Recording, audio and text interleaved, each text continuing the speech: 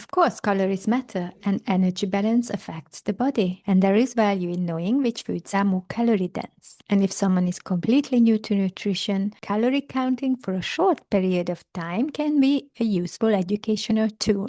But long-term calorie counting can be damaging for some people. Because what starts as an innocent tracking can cause anxiety around social situations, around hunger and cravings, around eating more than it's allowed. You may start having obsessive thoughts about food and numbers, and even the idea of eating just a few bites more can make you feel panicky. And you try to ignore your body's signals, you try to be good, you power through your hunger until you can't, and then suddenly you don't understand why, but you start binging. When you treat food like a mathematical problem instead of nourishment, you start living in the fear of losing control. You think that you are weak if you are hungry, you become rigid and obsessed, and you keep falling off the wagon. And you start to believe that you can't trust your body. You are not a machine, you are a human being. You may have noticed that your appetite increases when you start a new workout routine, or you increase your cardio or high intensity interval training. And it's not your willpower, it's simply biology.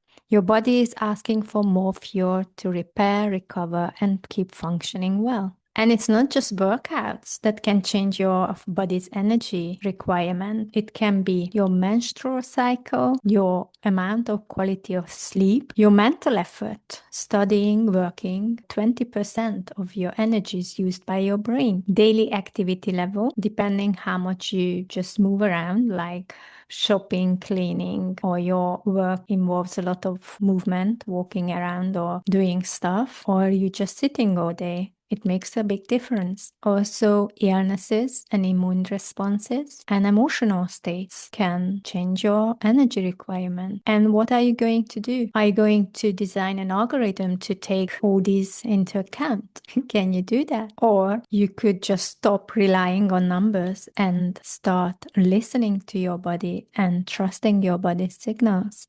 Because if you need to constantly ignore your hunger, you have to feel guilty and obsessed with these numbers, that will lead to burnout.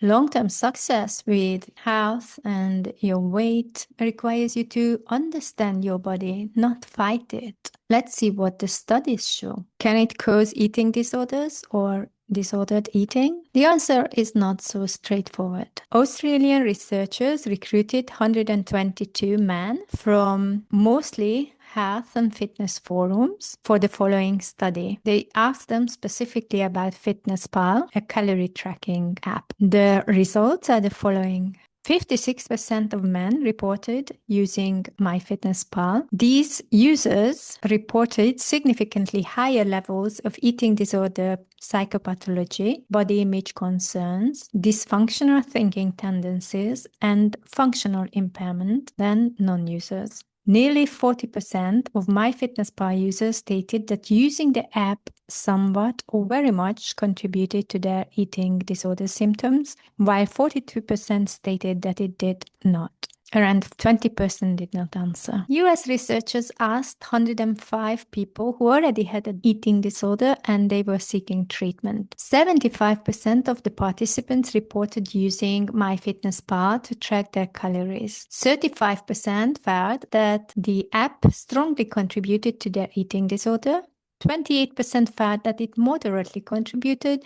18% felt that it somewhat contributed. And around 18% felt that it didn't contribute to their eating disorder at all. Stronger beliefs that MyFitnessPal contributed to an eating disorder were associated with more severe and frequent eating disorder behaviors and attitude. So what does all of this mean? It shows that using these calorie counting apps has the potential to lead to eating disorders or disordered eating. But it's also worth mentioning that it can be that tracking contributed to the disordered eating, but can also be that the people who tend to have these tendencies seek out these apps as well. But probably the relationship goes both ways. So it's safe to say that calorie counting can be problematic for some people and maybe not for others. But if you have the tendency for disordered eating, then maybe long-term calorie tracking is not the best option for you, especially if you are using it to control your food very strictly. If it's just like an educational tool and use it for a short term, it's probably fine. But when you get obsessed with it, then you probably feel it. That's it not good for you. So how can you stop being so obsessed with it? For most people, it's difficult to just stop counting. Even if you stop entering the values, you still count it in your head. Maybe you can start to wean off gradually. For example, you track all of your meals except your dinner, and then maybe you track only your breakfast and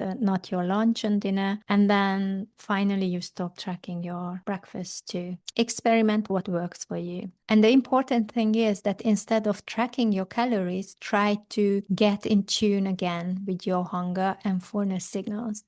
Because most of the times we track calories because we don't trust our hunger and fullness signals, because we trained ourselves to ignore it, and we eat when we are allowed to eat, and we eat what's on the meal plan, and we ignore our cravings, our hunger, and our fullness, our satisfaction. And as I showed you in a previous video that you can watch here, our bodies had an instinctive mechanism that can tell us how much to eat. We just ruin it with dieting. But when you stop dieting and start listening to the signals of your body, and you give your body real food, so the calorie and the taste of the food match, then your body can tell you how much food you need.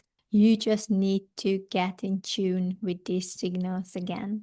And this is exactly what I do with my clients in my coaching programs. But not only this, we go much deeper, because my clients are usually come with a history of binging or emotional eating. So we look at their problems at the identity level, their emotional tolerance, emotional regulation, limiting beliefs and thought patterns, self-acceptance and self-worth, and all the other reasons that can cause them eating issues. And if you want to know all these levels, I show them to you inside my free private podcast called Change Code. I will put a link in the description. And in that podcast, I show you all the 6 levels that we work on to create a full transformation. So if you want to stop calorie counting and want to start trusting your body, and you want to feel free around food and stop swinging between eating perfectly and then after just a few bites off plan leading to might as well eat everything in the kitchen, and find the deeper patterns driving these behaviors, then check out this free private podcast below. And if you've been wondering how long will it take for me to stop emotional eating or binge eating, I will answer that question in my next video. See you soon.